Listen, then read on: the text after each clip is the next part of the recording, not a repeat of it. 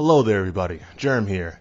Just wanted to let you all know, if you want to support the show, if you want to make sure you stay in tune with all the new updates that we got going on, make sure you go and check out my website, kineticaesthetic.net.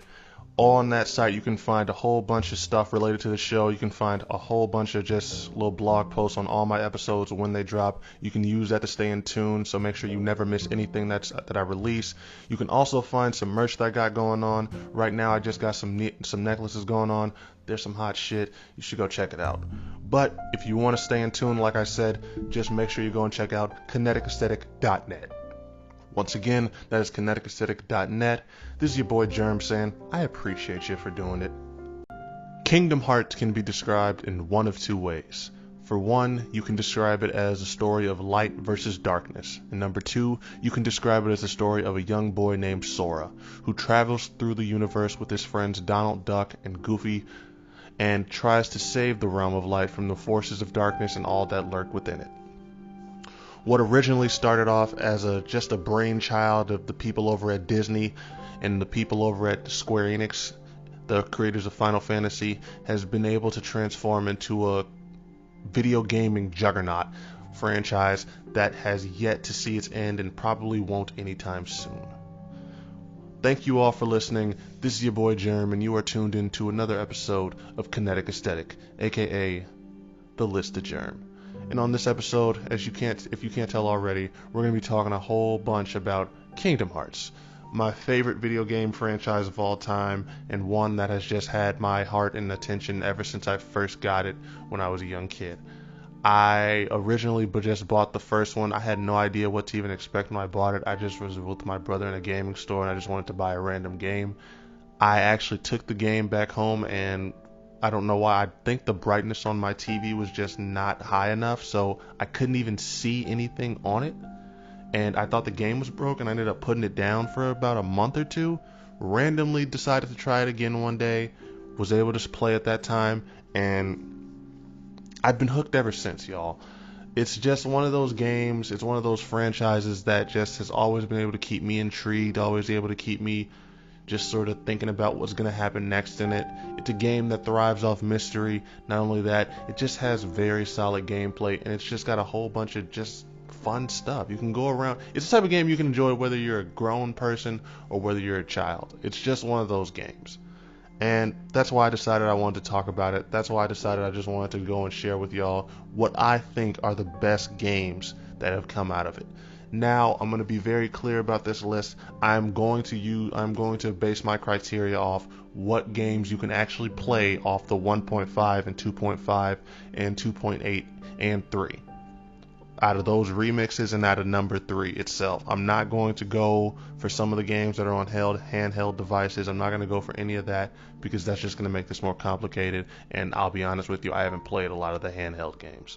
So I'm going to be going based off the ones that you can play on a PlayStation 4, and I'm going to be going, I think there's about 6 games in that list, 6, maybe 5, and I'm going to just let y'all know from bottom to worst, from bottom meaning the worst and top meaning the best, which games are going to be the best out of that. I'm going to try my best to just sort of not include the story too much, because the story is all just sort of the story is all linear for the most part. So I feel like if I were to try to just rank the story, it really wouldn't work as well if I just went strictly off the gameplay. With that being said, this is your boy Germ. This is Kinetic Aesthetic. This is another installment of the List of Germ. So let's get into it and get to the listing. Coming in at number 6, at the bottom of our list, we have Kingdom Hearts Birth by Sleep. Originally released on September 7th, 2010 on the PlayStation Portable, this game is iconic, especially when it comes to, well, it's iconic within the series just for all the different plot elements and the characters that it introduced. But at least in my opinion, it is the weakest in terms of the gameplay, just because of how much of a big switch up it is in terms of it. In the other Kingdom Hearts, it's a much more faithful, not that it's a good thing, but you can just button mash if you want to. You can just sort of just go up and attack stuff and hit. And not to say that you can't do it in this one, but it does feel like this game isn't as fluid and it doesn't really go as smoothly as other games. And not to mention just the command deck, just having to just use certain things and just let it recharge. I just wasn't a big fan of that when I was playing through it. It's not a bad game by any means. The story itself is even good too. It's nice to see the prequels, to see the Keyblade Masters before Sora's time and just what they went through and how the series was shaped. But I just definitely feel like this game was just not as fun for me compared to the other ones, especially the whole 3-character scenario things. And I'm a big fan of having to getting me not having to, but being able to play as other characters. That's what I like so much about Kingdom Hearts 3 Remind. But for this one, it did feel like, okay, there's just certain things. There's just certain times where it was just like, okay, this is drag and I'm having to go through this whole game again. And it's not like you were going to different worlds with different characters. You were just sort of going to different worlds at different times. So for me, I just wasn't the biggest fan of it, just to be honest with you. It's still a solid game, It is the most difficult to me just because, like I said, that command deck just changes everything up. It really is sort of a lot more difficult, at least in my opinion, to just play the game you want to play, especially if you just are a person like me who I'm an attacker.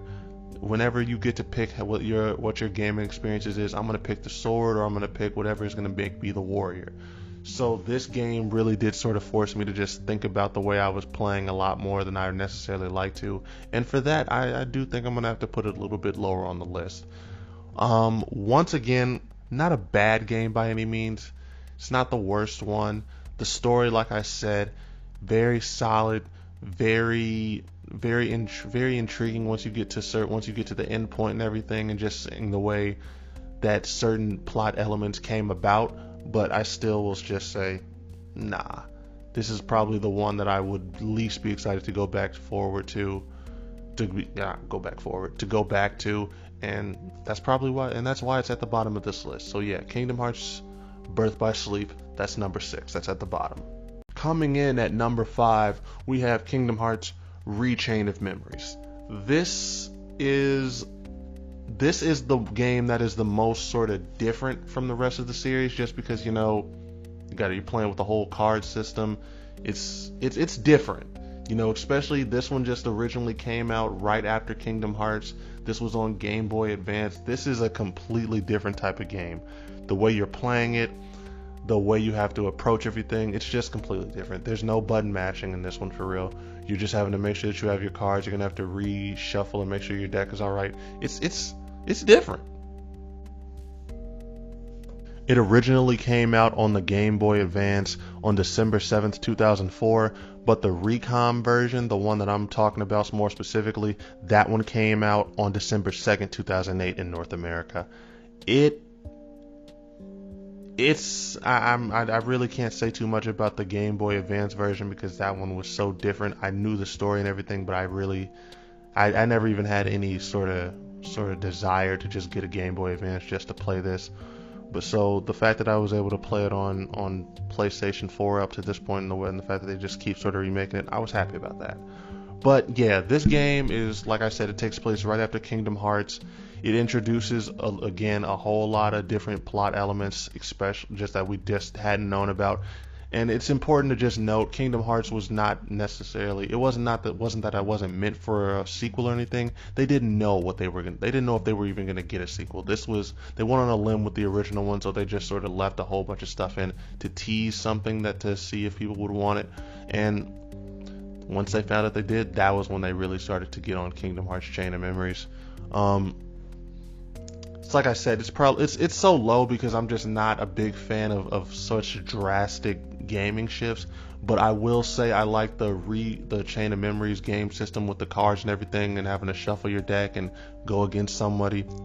I like that way more than I do Birth by Sleeps. And some people might find that weird, but I do at least find that Birth by Sleep just got annoying a lot of times with the way it would make you play. Chain of Memories was a bit of a challenge, just the whole different aspect of it. It made you think. It made you really just be careful about what you were doing when you were playing it, especially if you put it on a hard mode. So Chain of Memories definitely had that going for it for me, and that's why I got it at number 5. Um, yeah, definitely one of the better games in the series. I definitely enjoyed the stories and everything, the characters they introduced from the organization, the way they interacted with each other, and just those type of different aspects, all kept me engaged. All kept me just sort of just wondering what was going on, especially when I was playing it. Well, I especially playing it not knowing what's going to happen in 2 or any of the games after it. You really do get the feeling like, okay, this is intense and this is cool. So yeah, that's why I got Chain of Memories at number 5. Coming in at number 4, we have Kingdom Hearts Dream Drop Distance. This one was released on July 31st, 2012 in North America, and it was re-released as part of the 2.8 HD remix back in January 24th, 2017. And this one is it's right in the middle for me. It only doesn't get a little bit higher because it can't beat the nostalgia and just the charm of some of the ones above it. But this is a very solid game. It was able to take the Birth by Sleep command system that I really wasn't a big fan of. That's why it's at the bottom.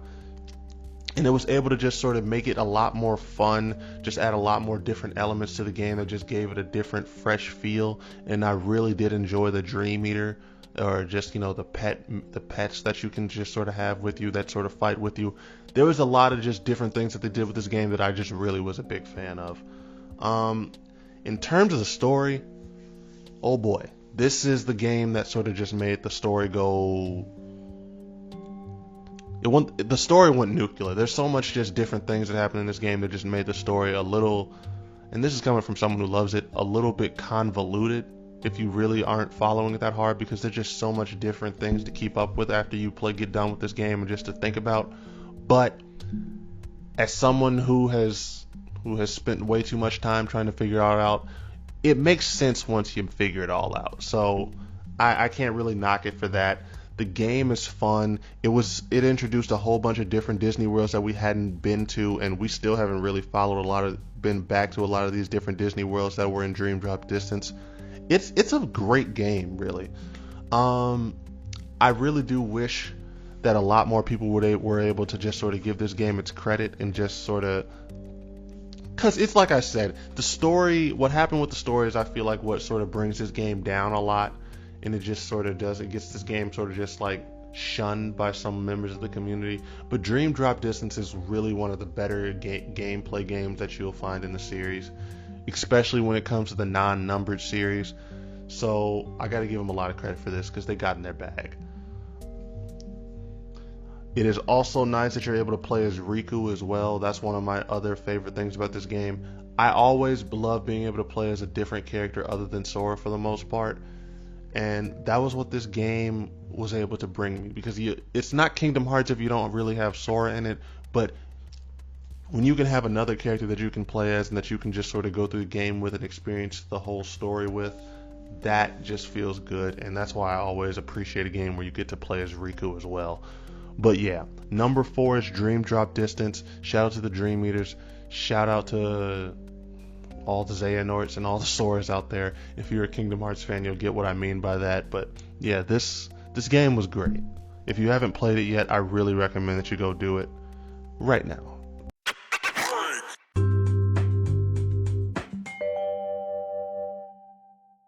Coming in at number 3, we have the game that started it all, that pretty much started this entire crazy ride for all the Kingdom Hearts fans. We have the original Kingdom Hearts 1. It came out originally in Japan on March 28th, 2002, but didn't reach North America and Europe until September and November of that year. This game is a banger.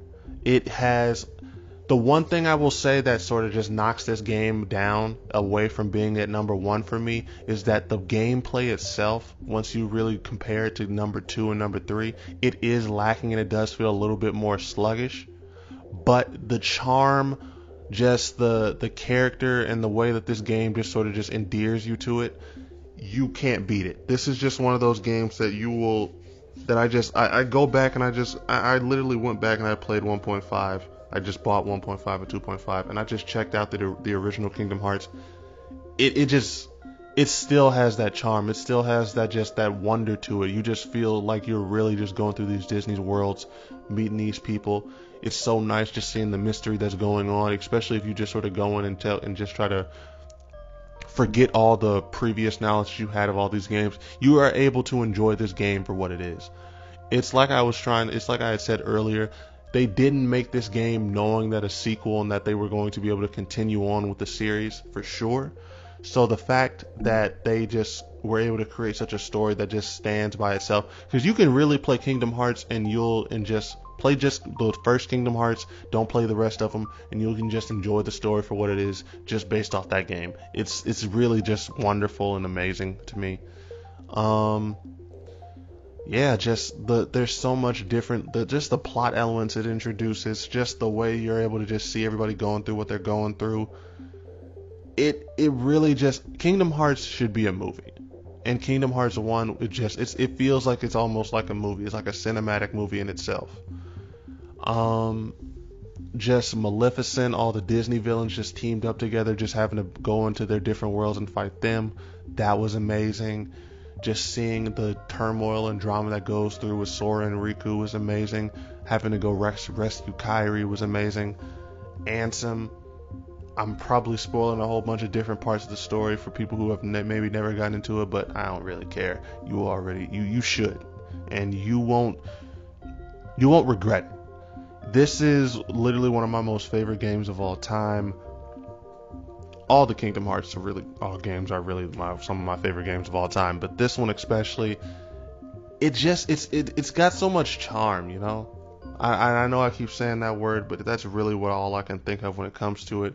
It just it feels so different. It makes me feel like a kid again, just putting that game in and just playing it. So if you have to check out Kingdom Hearts 1, it's the best way to just start off the series. I would normally say if you want to just understand the story the best, start off with Birth by Sleep, but Kingdom Hearts 1 is the game that'll just keep you. You might just play Birth by Sleep and be like, I don't know if I want to continue this series. You play Kingdom Hearts 1, you'll want to figure out what's going on. You'll want to figure out what Sora's going to do next and just stuff like that. So yeah, Kingdom Hearts 1, that definitely is going to go at number 3. Coming in at number 2, we have the latest entry into the series, at least in terms of the main numbers, Kingdom Hearts 3. This game is the culmination of so much just years of storytelling, of fans being patient, of just waiting and just seeing what was going to happen. It's one of the greatest games that I think I've played in the last 5 years, and that goes without saying. It's amazing. The gameplay is not as polished and not as solid as 2, but it still just has that charm in a lot of ways that was just similar and found in 1. The only real knock that I can give on this game is just in terms of the story. It does feel like there were certain story beats that were missed or ignored or just not done to the degree that I think that they should have been. But other than that, I really just can't find too many flaws in this game. The gameplay is airtight. I love it. The controls feel great and everything. The different Disney attractions that you can use. The way you can go to a whole bunch of different worlds they hadn't even explored yet in the Kingdom Hearts series. Toy Story, Frozen, Big Hero 6, Monsters Inc. There's just a lot of different things that they just did for this game that just make it feel so unique in a series that really is unique by itself. So if you haven't already, go check out Kingdom Hearts 3. It's the culmination of 2 decades worth of storytelling. When this game got announced, y'all, I didn't believe it.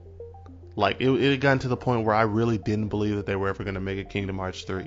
And when the game was loading onto my PlayStation 4, I still didn't believe it. It wasn't until I literally sat down and I just sort of opened that game up and I just sat there playing it that it really just hit me. And I'll be honest with y'all, I damn near shed tears. That's how special this series is to me. And as much as I want to say just go play Kingdom Hearts 3, I definitely think there's at least one other game that you should play first.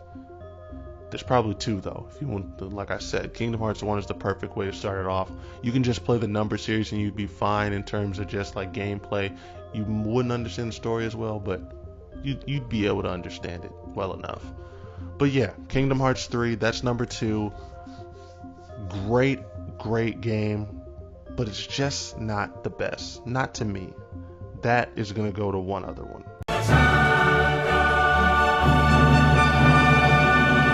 Coming in at number 1, we have what is my favorite game in the entire series. I'm talking about Kingdom Hearts 2. Kingdom Hearts 2 it's literally the bust of so many just different aspects of the Kingdom Hearts series. This was before the story had necessarily gotten so convoluted and just gotten to the point where it was just hard to keep up with what was going on, but it was still just it was still a very mature story, just very well told, and the ending itself is beautiful. So yeah, Kingdom Hearts 2 has that going for it, but the main reason I kept it at number 1 instead of Kingdom Hearts 3, the gameplay. There has not to this day been a Kingdom Hearts game that plays this smooth, that you can just have this much fun just going around and fighting enemies with. This game is the bee's knees for me. I really do think that this is the game that I would recommend to anyone who is just thinking of getting into the series. You might not understand the story at first because of some certain things that were happening, but it's just such a fun game to just play. It really is. Like, the drive forms, the magic is the best it's ever been in the series on this game. It's got so much going for it. I can't say enough. Just the different things that they did in Kingdom Hearts 2, there's just so many different aspects of it that I love.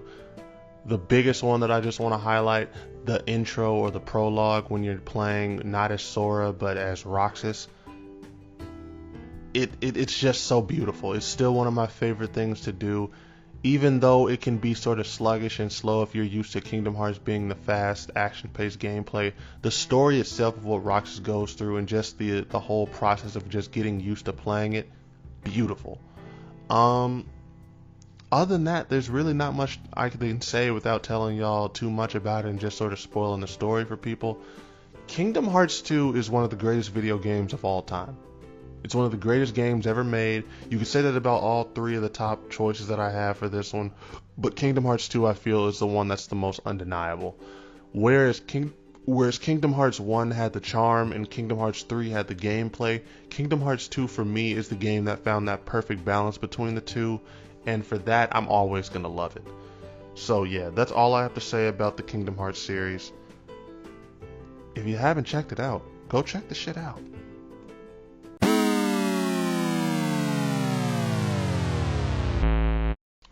Yo, Germ here. Just want to tell y'all that if you are looking for some new clothing, looking for some new fresh urban wear, you should go and check out my homeboy's creation, his new brand, Stonerville. It's the hottest urban and weed related clothing that you're going to find. He's got a whole bunch of fresh hoodies outside right now. He's got a whole bunch of fresh shirts in the works. It's just one of the hottest new companies that I've seen this year, and it's only going up from here. So if you have any type of interest in getting some new fresh urban wear and you want something that's fresh, affordable, and just cool to look at, go check out Stonerville brand. You can go check it out online over at stonervillebrand.com. It's created by my friend Juice God. It is the hottest clothes you can find out on the market right now, the hottest new fresh black-owned business you can find on the market right now. So go check it out.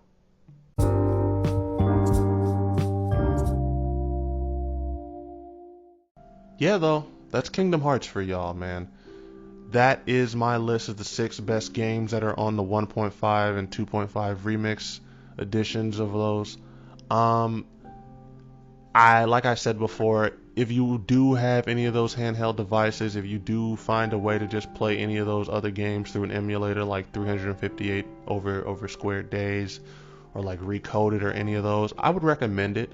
They even have a whole bunch of different mobile games they have right now going with called Dark Road. They have one that's called Union Cross. That one just actually wrapped up its story.